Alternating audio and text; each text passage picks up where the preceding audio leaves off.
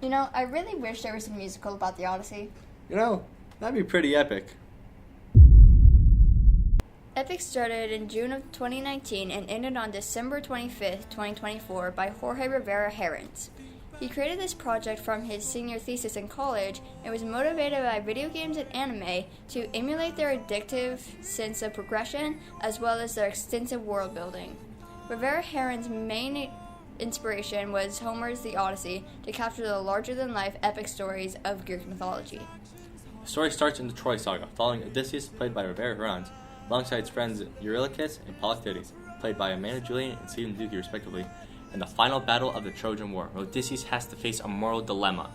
In the fourth song, Open Arms, it serves as a transition to the next saga, and the following song introduces us to Athena, played by Tegan Early, who becomes a prominent character throughout the whole musical. Next is the Cyclops saga, where Odysseus and his crew come upon an island hoping to find food.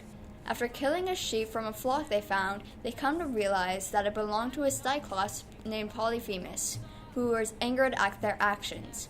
After a long battle, Odysseus and his men blinded the Cyclops and fled afterwards, sparing his life, which angered Athena, making her leave. Both those two sagas had to be redone due to Blair Russell Productions not letting Rivera Herrans have his earnings from it. They created better vocals for having to re-record it, and also had a better cover drawn by Zwist, who draws the rest of the covers for all the other sagas. The Ocean Saga starts with Odysseus and his crew struggling to make it through a raging storm. Odysseus asks the wind god Aeolus, played by Kira Stone, for help to capture the storm so they can return home safely. Aeolus agrees to this, giving him a windbag, the task to not open it. A rumor appears that treasure fills the windbag and that Odysseus is keeping it to himself. One of his crew members takes the risk and opens the bag, sending them to the land of the giants. They meet Poseidon, played by Steven Rodriguez. Poseidon is angered by Odysseus, leaving the Cyclops, his son, in pain, so he wipes out 11 of Odysseus' ships, leaving him just one remaining. Odysseus escapes with the last remaining wind in the windbag. In the Circe saga, they arrive upon an island looking for food. Sending a group ahead to scout, only Eurylochus comes back, saying a woman transformed the men into pigs. When Odysseus went to get his men back, Hermes, played by Troy, appears to him and told him the only way to defeat this woman was to eat a root called moly, which he calls holy moly. After a small fight with the woman, which is revealed to be Circe, played by Talia Sandel, she tells Odysseus the reason why she is wary of strangers is because she fears that they will hurt her as well as her nymphs, because it has happened before. Circe goes on to give advice to Odysseus that the way to avoid Poseidon's storm is to go down to the underworld and talk to the all-knowing prophet. The Underworld Saga, the best saga, starts with Odysseus and his crew following Circe's instructions to not stop no matter who they find down there. Throughout their travel, they see dead crewmates and stumble upon Odysseus' mother, played by Rivera Herrans' own mother, one of her aunts, which they had not known of her death.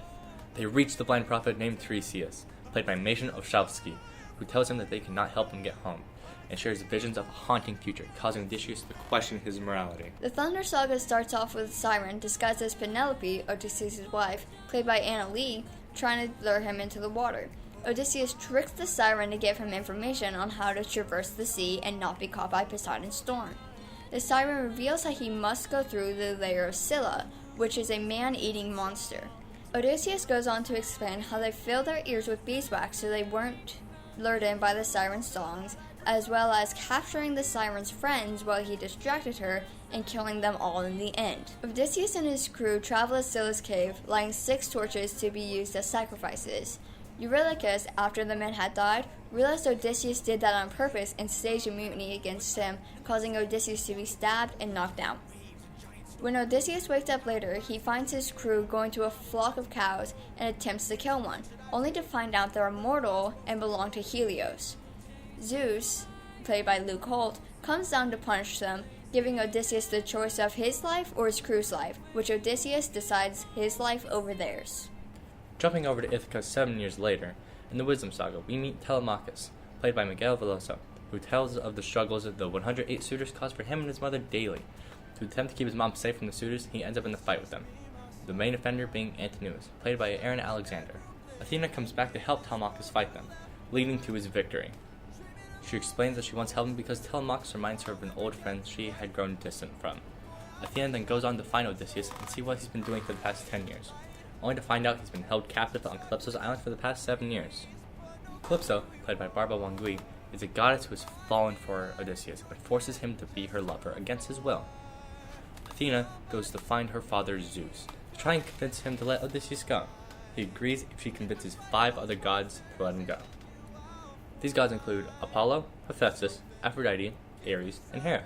In the end, they all agreed to let Odysseus go, angering Zeus that they went against him, leading him to strike Athena with a lightning bolt. The vengeance saga starts on with Calypso telling Odysseus that she will release him, but she still loves him regardless. Odysseus leaves her behind and meets up with Hermes once more.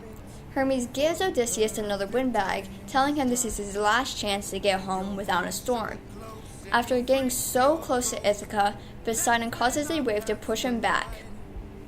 Poseidon then warns Odysseus that he can either get in the water and die, or Poseidon will raise the tides and drown Ithaca. Odysseus instead uses the windbag to weaken Poseidon and take his trident, which then he repeatedly stabs Poseidon, causing him pain until he calls off the storm to allow him home. Now finally, the Ithaca saga starts out with Penelope saying how she promises suitors that she would marry one of them once she finished her shroud. But she instead was taking it apart each night, so it was never truly finished. After seeing the storm, she knew it was a sign from the gods that Odysseus was close, and set an impossible task for the suitors, to string Odysseus' old bow and shoot through 12 axes cleanly, but only Odysseus knew how to string the bow. The suitors, realizing it was a trick, came up with a plan to kill Telemachus and take Penelope for themselves. Odysseus, having gotten there early, strung the bow and started to kill the suitors one by one, enraged by their plan to hurt his family. After all the suitors were dead, he met up with Telemachus, which he had not seen for 20 years, and had a small bonding moment before sending him to tell Penelope he was home. Odysseus then addresses Athena, who admits she was wrong about empathy and leaving him behind, and hoped to see a change in the world, but Odysseus knew he would not live to see it, and left Athena to be that change. Odysseus then goes off to see his wife Penelope, telling her that he's not the man he once wanted, and asks her to love him once more, prompting Penelope to ask him to move their wedding bed, because she doesn't want to share a bed with someone who isn't her husband. But Odysseus tells her something only they knew about the wedding bed, causing Penelope to say it must be him, and that she will always fall in love with him, and that he will always be her husband no matter what. The saga finally ends with them professing their love to each other after 20 long years apart. For the future, Jorge Rivera and his team shoot for an animated movie as well as a live stage production. There have also been 3 companies planning a video game based off Epic, with 2 already on the way. Epic has truly brought many together with the animations and the fandom as a whole. We thank Rivera Herons for giving us such a wonderful musical. Bye, Corona. I'll see you next year. I won't. Wait up, guys. Pass me a child.